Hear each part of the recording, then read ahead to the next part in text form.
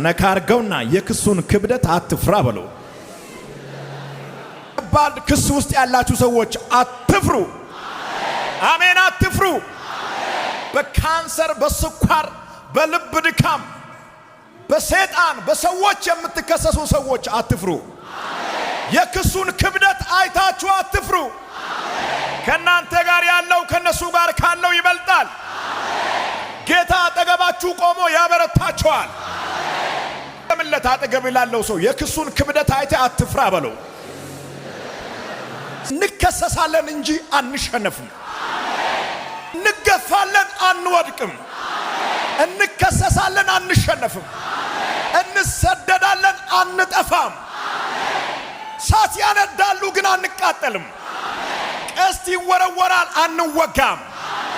ፍለፊታቸው ሆነን እናመልጣለን።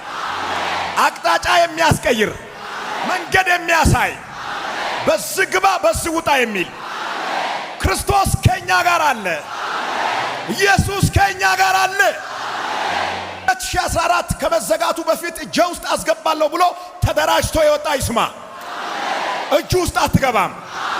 በሚገርም እሳት ታመልጣለህ። በሚገርም አሰራር ታመልጣለህ። በሚገርም አሰራር ትጥሳለህ። በሚገርም አሰራር ወደ ላይ ትነሳለህ። ጥፍቴ ሳይሆን ወንጀል ሰርቴ ሳይሆን ላት ያለ ምንም ነሻ ይከሳል።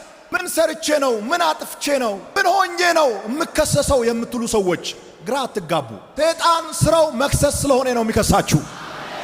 ሰይጣን መክሰስ ልማዱ ነው። ለኢዩ ደግሞ ማሸነፍ ልማዱ ነው። ትዳራችሁ ላይ፣ በቢዝነሳችሁ ላይ፣ በህልማችሁ ላይ ዛሬ ማለዳ ድልን አውጃለሁ። ታሸንፋላችሁ። ታሸንፋላችሁ። የሟርተኞችን ሴራ ታሸንፋላችሁ። የመተተኞችን መሳሪያ ታሸንፋላችሁ። የምቀኞችን ኃይል ታሸንፋላችሁ። እስኪ አንድ ሰው ጮሆ አሸንፋለሁ ይበል።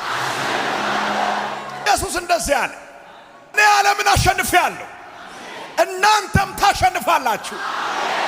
እኔ ዓለምን አሸንፌአለሁ፣ እናንተም ታሸንፋላችሁ። እኔ ጋር አንድ ሰው ሰይጣን ተሸንፏል ይበል። የመጽሐፍ ቅዱስ ክፍል ከመጀመሪያ እስከ መጨረሻ ስለ ጳውሎስ በምታጠኑበት ጊዜ አንድም ቦታ ጳውሎስ አጥፍቷል የሚል የለም።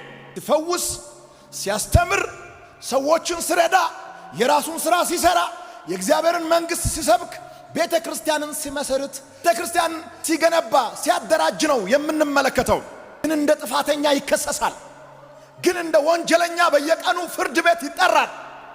ተፈልጋል ይባላል።